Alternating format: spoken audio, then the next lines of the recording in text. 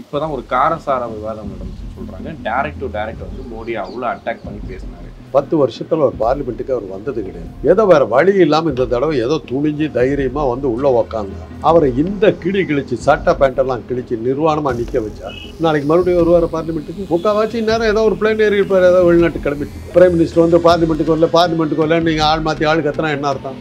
வந்தா இப்படி அசிங்கப்படுத்தி அனுப்புறீங்க, அவர் என்ன பண்ணுவாரு?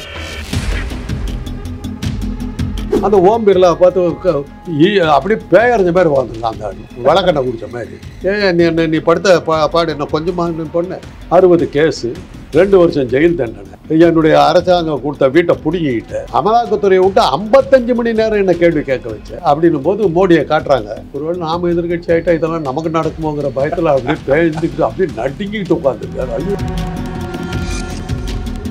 காலத்தை சேர்ந்த மொய்த்ராவோ என்னமோ அந்த பொண்ணு அது சொல்லுது, எம்முங்கிற வாரத்தில் வச்சுக்கிட்டு ஸ்டாக்கிங் போட்டு மணி மட்டன் எல்லாம் சொல்லிட்டு but only one thing you missed Manipur. Never sent Manipur அப்படிங்குது. முதல் மீட்டிங்லேயே இந்த அடி அடித்தா 5 வருஷத்துக்கு நான் என்னங்க. ராகுல் காந்தி குழந்தை மாதிரி பண்றாரு. ஏன்னா அவர் கடவுள்கிட்ட டைரெக்டாக பேசுகிறவர். அவர் சொன்னால் கரெக்டாக தான் அவதார புருஷன் அப்படி தான் பேசுவார். அந்த குழந்தைக்கு பதில் சொல்ல தெரியல. குழந்தை மூஞ்சில் மூத்திரம் பேசிடுச்சு. என்ன இது போன்று அரசியல் சார்ந்து எக்ஸ்க்ளூசிவான வீடியோக்களை தொடர்ந்து காண ஆகாயம் வாய்ஸ் சேனலை சப்ஸ்கிரைப் பண்ணுங்க.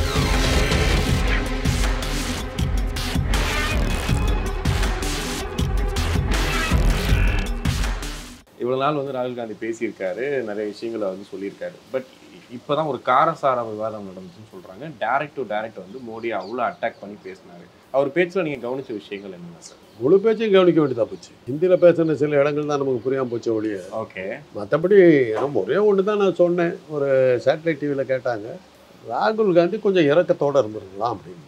ஏங்க நாங்கள் இதுக்கு பயந்து தாங்க மோடி வந்து பார்லிமெண்ட்டுக்கு வர்றதை அவாய்ட் பண்ணார். 10 வருஷத்தில் ஒரு பார்லிமெண்ட்டுக்கு அவர் வந்தது கிடையாது. இப்படியெல்லாம் ஏதாவது கேட்டு நம்மளை அசிங்கப்படுத்திடுவாங்க அப்படின்னு தான் அவர் வராமல் இருந்தார். ஏதோ வேறு வழி இல்லாமல் இந்த தடவை ஏதோ துணிஞ்சு தைரியமாக வந்து உள்ளே உக்காந்தா அவரை இந்த கிளி கிழிச்சு சட்டை பேண்டெல்லாம் கிழிச்சு நிர்வாணமாக நிற்க வச்சா நாளைக்கு மறுபடியும் வருவார் பார்லிமெண்ட்டுக்கு. முக்கால்வாசி நேரம் ஏதோ ஒரு பிளேன் ஏறி இருப்பார், ஏதோ வெளிநாட்டு கிளம்பிட்டு இருப்பார். இப்படி பண்ணால் அவர் எப்படிங்க வருவார்?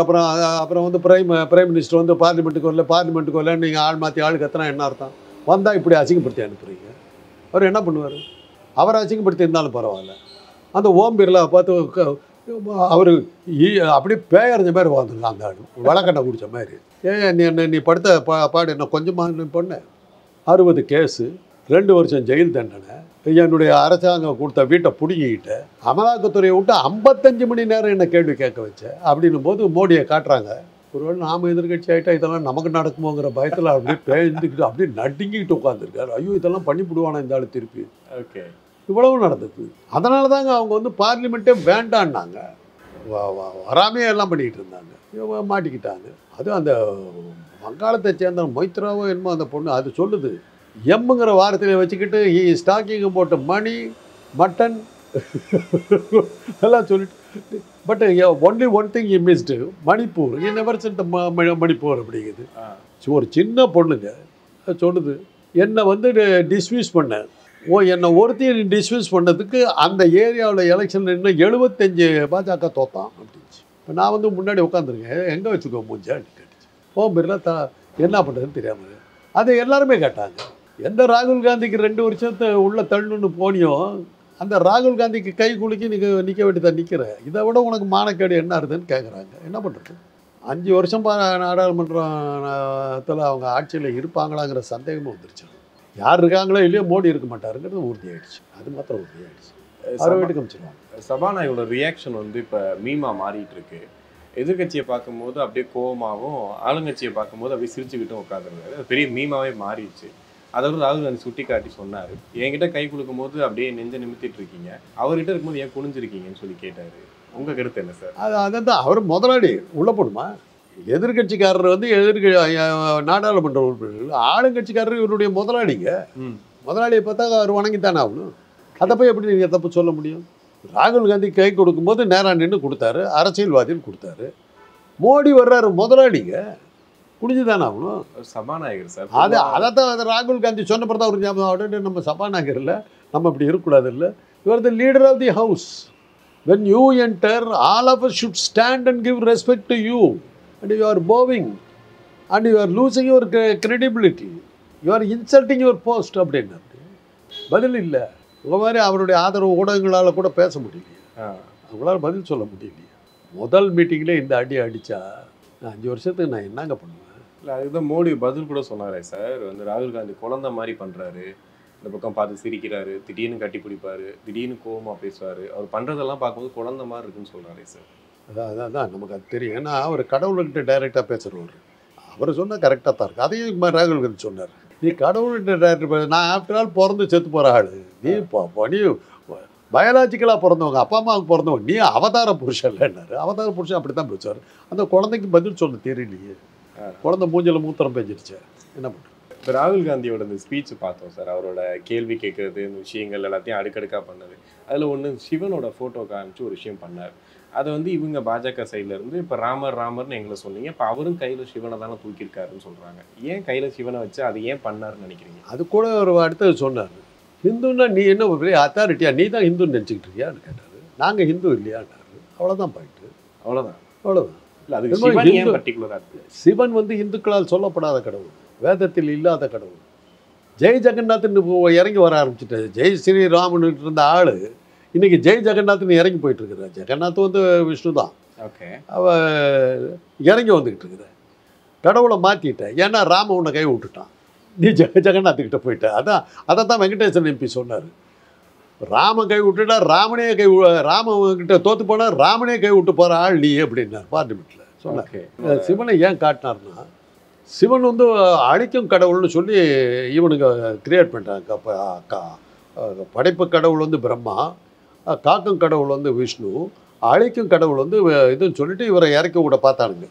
பட் இவனுடைய வேதங்களில் வந்து அவரால் சிவன் சொல்லப்படாவிட்டாலும் எல்லாம் அவங்க நீங்கள் எழுதின கதைகள் எல்லாமே பார்த்தீங்கன்னா சிவபெருமானை தான் அவனுக்கு மேலே இது பண்ண வேண்டியிருக்குது. ஓகே, அந்த பிரச்சனையெல்லாம் இருக்குது அவங்களுக்கு. அந்த சிவன் வந்து அவர் சொல்கிறார், திருச்சூலம் வச்சிருக்கிறார். இந்த திருச்சூலம் ஆபத்தான ஆயுதம் அல்ல. அதில் வந்து 3-4 இது இருக்குது. ஒன்று வந்து அகிம்சை, ஒன்று வந்து சத்தியம், ஒன்று வந்து உண்மை, நேர்மை. இதெல்லாம் காட்டுறதுக்கு தான் அதை வச்சிருக்கிற. அதை நீ ஆயுதமாக நீ நினச்சிக்கிட்டு இருக்கிற. பாம்புங்கிறது ஒரு பயங்கரமான விஷ ஜந்து. அந்த பயங்கரமான விஷ ஜந்து தன்னுடைய கழுத்தில் போட்டு அதை அமைதியான ஒரு தன்னுடைய நம்ம கழுத்தில் இருந்து ஆபத்து இல்லாத ஒரு பிராணியாக மாற்றுற அன்புனால அதை மாற்ற முடியும்னு காட்டினார். வலதுகை இப்படி காட்டுறாரு, அபயஹஸ்தம், உன்னை காப்பேன்றார். அதே தான் குருநானக் சொல்கிறார், அபயஹஸ்தம் காட்டுறார். அதே தான் ஜீசஸ் காட்டுறாரு, அபயஹஸ்தம் காட்டுறாரு. எங்கள் கட்சி சின்னமாக அபயஹஸ்தம்னார். கை சின்னம் முடிஞ்சு போச்சு. ஓகே, மோடிக்கு ஹிந்து மதத்தில் இவ்வளோ இருக்குதான்னு அவருக்கு என்ன தெரியும்? கேள்விப்பட்டு தான் இருக்காது. அதோ யாரோ சொன்னதை வச்சுக்கிட்டு இந்துத்துவான்னு சொல்லி அதை சொன்னால் ஓட்டு கிடைக்குன்னு பேசிக்கிட்டு இருந்தார் ஒழிய. இல்லை, அதையே சொன்னார். என்னைக்காவது ஒரு நாள் மோடி ஹிந்துத்துவா பற்றி எங்கேயாவது விளக்கம் கொடுத்துருக்காரா? அமித்ஷா கொடுத்துருக்காரா? அந்த இந்துத்துவா பேசுகிற அந்த கட்சிக்காரர்கள் யாரா ஒருத்தன் இங்கே இருக்கிற ஆட்கள் நான் கேட்குறேன், அந்த அண்ணாமலை என்னைக்காவது இந்துத்துவா பற்றி பேசியிருக்காரா? அண்ணாமலையாவது நான் பிராமின். எச் ராஜா என்னைக்காவது பேசியிருக்காரா? எஸ்.வி. சேகர் பேசியிருக்காரா? எவனுக்கும் தெரியாத ஒரு விஷயத்த இத்தாலிக்காரன் சொன்ன ஒரு ராகுல் காந்தி சொல்கிற உனக்கு எக்ஸ்பிளைன் பண்ணுறாரு. இந்தாண்டா இந்துத்துவாங்கிறார். பேச்சு மூச்சு இல்லை, நமக்கே தெரியல. ஓகே, இந்துத்துவாவே தெரியல மோடிக்கு. இவர் தான் அதை தான் சொல்கிறார். நீ இந்துத்துவாவுக்கு நீ அத்தாரிட்டின்னு சொல்லிட்டு இருக்க, நீ யாரையா இந்துக்கா, நான் இல்லையா அப்படின்னு சொன்னார். அவர் சொன்ன விளக்கத்தை இவருக்கு தெரியலையே. அதான் மொத்த இந்துக்கள்லையும் வந்துட்டு அவர் வன்முறையாளர்னு சொல்லிட்டு குற்றச்சாட்டு. அதுதான், அதாவது அவருக்கு இங்கிலீஷில் சொன்னால் புரியாது. அந்த டைமில் ஹிந்தியில் தான் சொன்னார். ஓகே, அவர் என்ன சொன்னார்னா, மோடிக்கு புரியணுங்கிறதே ஹிந்தியில் சொன்னார். ஹிந்துத்துவான்னு பேசிக்கிட்டு இந்துத்துவாவே காப்பாற்றுறேன்னு சொல்லிக்கிட்டு சுற்றுறவனுங்க தான் அவர் டெரரிஸ்டாக இருக்கீங்கன்னாரு. இதில் இந்துக்களை எங்கே இன்சல்ட் பண்ணார்? அதுக்கு முந்தின சீன் தான் சிவபெருமானை காட்டும்போது அந்த கேமராமேன் உடனே இப்போ கேமரா அப்படி திருப்புறான். ஒரு இந்து கடவுளை காட்டும்போது அந்த இந்து கடவுளை அவமானப்படுத்தணும் யார்? மோடியால் நாடாளுமன்றத்தில் உட்கார வச்சுருந்தா அந்த கேமராமேன் திருப்பி காட்டுறான். நீ அவமானப்படுத்துன, நீ என்ன சொல்கிற? இந்துக்களை அவமானப்படுத்த ஏதாவது சொல்கிற? ராகுல் காந்தி குழந்த மாதிரி பேசுகிறாருங்கிற. இது என்னன்னா, எலெக்ஷனுக்கு முன்னாடி இவங்களுக்கு ஒரு பயம் உண்டு, ஜெயிப்போமோ மாட்டோமோன்னு. அந்த டென்ஷனில் எக்ஸிட் போல்னு ஒன்று போட்டாங்க. இந்தியாவிலும் ஜெயித்து விட்டோம், ஆப்கானிஸ்தானிலும் ஜெயிச்சுட்டோம், அமெரிக்காவிலும் ஜெயிச்சாச்சு, அங்கே மோடி வந்து பதவி ஏற்றுக்க போகிறாருலாம் போட்டு எல்லாம் போட்டு முடிச்சுட்டாங்க. எக்ஸிட் போல் ஒன்றும் பூரா பொய்ன்னு சொல்லி மம்தா பானர்ஜி அத்தனை சொல்கிறோம். அத்தனை என்ன தனக்கு வந்த பயம், நம்ம ஒருவேளை தோத்துட்டோம் நம்ம கதி என்ன ஆகும் அப்படிங்கிறதுக்காக அந்த டென்ஷனை குறைக்கிறதுக்காக ஒரு பொய் பேசிக்கிட்டாங்க. Okay, exit poll as doctor நான் சொல்கிறேன், பயத்தில் நான் ஒன்றும் சாக மாட்டேன், நல்லா இருக்கேன் அப்படிமா அந்த நோயாளி அந்த அந்த அந்த சுச்சுவேஷனில் அவங்க இருந்தாங்க. அதே தான் ராகுல் காந்தி எல்லாம் பேசுனதுக்கு பிறகு என்ன அவங்க கட்சிக்காரங்க என்ன எப்படி பேந்து முடிச்சுக்கிட்டு இருக்கிறாங்க. அவர் குழந்த மாதிரி பேசினாரா, அதான் எனக்கு புரியல. சமாளிக்க பார்க்குறாரு. பயத்தினுடைய விளைவு, அவர் தோற்று போயிட்டோங்கிற தோல்வியினுடைய வெளிப்பாடு அது. ஓகே, ஆரம்பத்திலே வந்துட்டு நீட் எக்ஸாமை கையில் எடுத்து தான் ராகுல் காந்தி இந்த போராட்டத்தில் ஆரம்பித்தார். அங்கேயும் அதான் குரல் வச்சார். தமிழ்நாட்டிலையும் வந்துட்டு நீங்கள் போராட்டம்லாம் பண்ணாங்க. முதல் பிரச்சனையை அதை பண்ணணும் அப்படின்னு சொல்லிட்டு இப்போ நடிகர் விஜய் கூட கட்சி ஆரம்பிச்சுட்டு இப்போ அவர் இந்த மாணவர்கள் விருது வழங்கும் விழாவில் கூட நீட் எக்ஸாமுக்கு கடுமையான விமர்சனம் வச்ச மாதிரி நிறைய விஷயங்கள் பேசியிருக்காரு. தலையாயமாக இதை ஃபஸ்ட்டு முடிக்கணும் அப்படின்றதுக்காக இந்த மூவ் கரெக்டுன்னு நினைக்கிறீங்களா சார்? எதிர்கட்சி சார்பாக இந்த விஷயங்களை பண்ணுறது ரொம்ப கரெக்டுன்னு நினைக்கிறீங்களா? வேறு என்ன செய்யணுங்கிறீங்க? நீட் எக்ஸாம் ஃபஸ்ட்டு அதை கையில் எடுக்கணும் அப்படிங்கிறது. ஆமாம், யார் இல்லைன்னா நான் ஒரு டாக்டருங்க, என் காலத்தில் நீட் கிடையாது. இந்த நீட்டில் படிச்சுட்டு வந்து நீட்டு வந்து என்ன தெரியுங்களா, தனியார் மருத்துவக் கல்லூரிகளுக்கு அவங்க வச்சுருக்கிற கமிஷன் ஏஜென்சி. 1 கோடி ரூபாய் கொடுத்தா தனியார் மருத்துவக் கல்லூரி கொடுத்துட்டிங்கன்னா நீட்டில் உங்களை பாஸ் பண்ண வச்சு உங்களுக்கு வேணுங்கிற கோர்ஸில் உங்களை MBBS இது போஸ்ட் கிராஜுவேட்டில் உங்களை சேர்த்து 4 வருஷத்தில் டிகிரி கொடுத்துட்றாங்க. பேக்கேஜ் 1 crore நீட்டினுடைய இது. இதில் எங்கே ப்ராப்ளம் வந்ததுன்னா, நீட் எக்ஸாம் நம்ம பசங்க ஊதி அடிஞ்சிட்டு போயிடுவாங்க. அது ஒன்றும் அல்ப எக்ஸாம், அது ஃப்ராடு பண்ண. உத்தரப்பிரதேசத்தில் ஹிந்தி சம்மந்தமான ஒரு தேர்வு நடக்குது. 90% ஃபெயில் அந்த பசங்க, தாய்மொழி சம்மந்தப்பட்ட ஒரு எக்ஸாமில். அதே 90% பசங்க நீட்டில் பாஸ். அதில் என்னென்ன கூத்து வச்சாங்க தெரியுங்களா? தென்னாட்டுக்காரன் தான் டாக்டராக இருக்கிறான், அவனை வர விடக்கூடாதுங்கிறதுக்கு அவனுக்கு பண்ண என்ன இதுன்னா, ஒவ்வொரு காலேஜுக்கும் ஒரு ரேங்க் கொடுத்துட்டான். தென்னாட்டில் மருத்துவக் கல்லூரிகள்லாம் ஃபுல் ஃப்ளெட்ஜாக பிரமாதமான எல்லா வசதிகளோடும் உலகத்தரம் வாய்ந்த மருத்துவக் கல்லூரி பூரா விந்தியமலைக்கு கீழே தான் இருக்குது. விந்தியமலைக்கு மேலே இருக்கிற அந்த ஹிந்தி பெல்ட்டில் ஒரு குடிச்சக்குள்ளார நடந்துக்கிட்டு இருக்கு மருத்துவக் கல்லூரி. அதுங்களுக்கு ஒரு ரேங்க் கொடுத்துட்டான். நம்ம பசங்களுக்கு என்ன பண்ணான்னா, நீட் பாஸ் பண்ணாக்க நம்ம பசங்களுக்கெல்லாம் ரேங்கை குறைச்சி அவனுக்கெல்லாம் சத்தீஸ்கர்லேயும் உத்தராகண்ட்லேயும் உத்தரப்பிரதேசத்துலேயும் சீட்டு நம்ம பையனுக்கு. அந்த ஊரில் இருக்கிற அந்த எல்லாத்துலேயும் ஃபெயில் ஆனானே அவனுக்கு வந்து ரேங்க் ஹையாக கொடுத்து நம்ம தமிழ்நாட்டில் படிக்க வச்சாங்க. ஓகே, அதுக்கு அடுத்த அயோக்கியத்தனம் என்னன்னா, நான் கண்டாக்டராக வரணும் அப்படின்னு படிக்கிறதுக்கு ஆசைப்பட்றேன், நான் கண்டாக்டராக வரணும்னு ஆசைப்பட்றேன். அதுக்கு ஒரு ரேங்க் வைக்கிறேன். நீட்டில் அந்த ரேங்க் வாங்கலை, 30வது ரேங்க்குக்கு கண்டாக்டர்னு வச்சுக்கோங்க. நான் 35 வாங்குகிறேன். 35 வந்து பிரசவம் பார்க்குற டாக்டர் படிப்புன்னு வந்ததுன்னா எனக்கு அதை தான் கொடுக்குறேன். எனக்கு விருப்பம் இல்லாத படிப்பில் எனக்கு போய் சேர்த்துனேன்னா நான் எப்படிங்க அந்த தொழிலை நான் செய்வேன்? நான் அதை படித்து முடிச்சுட்டு வந்தேன்னா நான் என்கிட்ட வந்து பிரசவம் பார்க்குற பொண்ணுங்க செத்து போனாக்கா யாருங்க பொறுப்பெடுப்பா? மனித உயிர்களோட விளையாடுற படிப்பு அது. இதைத்தான் நான் கவர்மெண்ட்டுக்கு என்ன சொன்னேன்னா, இந்த நீட் தேர்வை நாங்கள் நடத்துகிறோன்னு சொல்லு. உனக்கு நீட் தேர்வு தானே வேணும், அதை நான் நடத்துகிறேன்னு சொல்லு, என்ன செய்கிறான்னு பாரு. இன்னொரு சஜஷன் கொடுத்தோம். FRCS MRCP எல்லாம் கேள்விப்பட்டிருப்பீங்க, லண்டனில் போய் படிச்சுட்டு வர. அது படிச்சுட்டு வந்தாலும் பெரிய டாக்டர்னு எங்கள் காலத்துலாம் பேர்.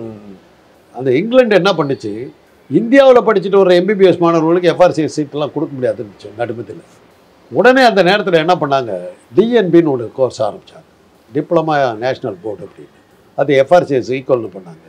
இது படித்தா அது FRCS ஈக்குவல்னு போது நம்ம பசங்க யாருமே FRCS போகல. அந்த 20 சீட்டெல்லாம் லாட்ரி அடிக்க ஆரம்பிச்சது. உடனே இறங்கி வந்து இந்தியர்கள்லாம் சேர்ந்தாங்க. அது மாதிரி நீங்கள் ஒரு கோர்ஸ் இங்கே ஆரம்பிங்கன்னு ஒரு DNB மாதிரி TNB தமிழ்நாடு நேஷ்னல் போர்டு வச்சு இந்த டிகிரி வாங்கணுனுக்கு அது இது நீட் தேவையில்லைன்னு பண்ணாக்கா மத்திய அரசுக்கு இறங்கி வந்துட்டு போகுது. என்ன பெரிய கஷ்டம்? இதெல்லாம் செஞ்சுருக்கலாம். இன்றைக்கி அதனால் மோடி தன்னுடைய பதிலில் கிளீனாக சொல்லிட்டு குற்றம் செய்தவர்கள் தண்டிக்கப்படுவார்கள் அந்த இடத்துக்கு வந்தாச்சு.